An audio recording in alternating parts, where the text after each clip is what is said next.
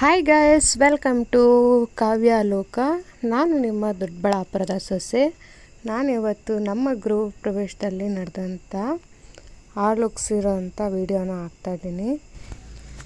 ಇದಂತೂ ತುಂಬ ಒಂದು ಇಷ್ಟಪಟ್ಟು ಒಂದು ಕನಸು ನನಸಾಗ್ತಾಯಿದೆ. ನಮ್ಮ ಮನೇಲಿ ಆಲೋಗಿಸ್ತಾ ಇದ್ದೀರಿ ಅನ್ನೋದು ನಾನು ಫಸ್ಟೇ ಹೇಳಿದ್ದೆ, ನಾವು ಆದಷ್ಟು ಬೇಗ ಬರಬೇಕಾಗಿತ್ತು, ಇನ್ನು ಪೆಂಡಿಂಗ್ಗಳಿತ್ತು ಕೆಲಸ ಅಂದ್ಬಿಟ್ಟು.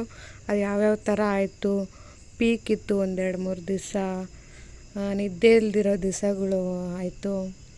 ಅದು ಹೇಗಿತ್ತು ಅಂದ್ಬಿಟ್ಟು ನಾನು ನೆಕ್ಸ್ಟ್ ವೀಡಿಯೋದಲ್ಲಿ ಹೇಳ್ತೀನಿ. ಬಟ್ ಇದೊಂದು ಏನಂದರೆ, ನೆಮ್ಮದಿಯಾಗಿ ನಾವು ಆಲೋಗಿಸಿದ್ರಿ. ಟೈಮ್ ಆಗೋಯ್ತು ಬರೀ ಅಂದಿರ ನಮಗೇನು ಪೂಜೆ ಮಾಡೋಕ್ಕೆ ಬಂದಿದ್ರಲ್ಲ ಅವರು ಆರಾಮಾಗಿ ಖುಷಿಯಾಗಿ ಎಲ್ಲ ಪೂಜೆಗಳ್ನೂ ನೆರವೇರಿಸ್ಕೊಟ್ರು. ಅದಂತೂ ನಾವು ಒಪ್ಕೊಬೇಕಾಗಿರೋದೆ. ಯಾಕಂದರೆ ಒಬ್ಬೊಬ್ಬರು ಟೈಮ್ ಆಗೋಯ್ತು ಅದು ಮಾಡಿ ಇದು ಮಾಡಿ ಅಂತ ಗಾಬರಿ ಹಿಡಿಸ್ತಾರೆ.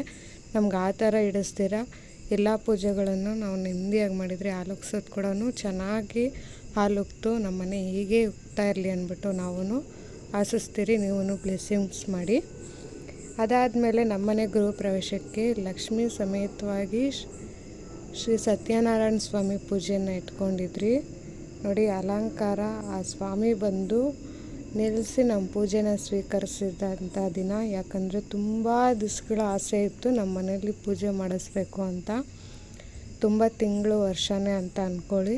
ಯಾಕಂದರೆ ಆ ದೇವರು ನಮ್ಮಿಂದ ಯಾವಾಗ ಪೂಜೆ ಮಾಡಿಸ್ಕೊಬೇಕು ಅನ್ನೋದಂತ ಇರುತ್ತಲ್ವ, ಅದು ಆವಾಗಲೇ ಆಗೋದು ಅನ್ನೋದಂತೂ ನಾನು ತುಂಬ ನಂಬ್ತೀನಿ.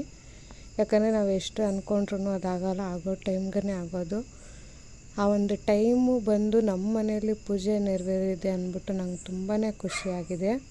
ಪೂಜೆ ಮತ್ತು ಅಲಂಕಾರ ನಾವು ಅಂದ್ಕೊಂಡಿದ್ದಕ್ಕಿಂತ ವಿಜೃಂಭಣೆಯಾಗಾಯಿತು ಅನ್ನೋದಂತೂ ನಮಗೆ ತೃಪ್ತಿ ತಂದಿದೆ. ಅದಂತೂ ನಿಜ ಆಯಿತು. ನೆಕ್ಸ್ಟ್ ಫೋಟೋಸ್ ಹಾಕ್ತೀನಿ. Please like, comment, share.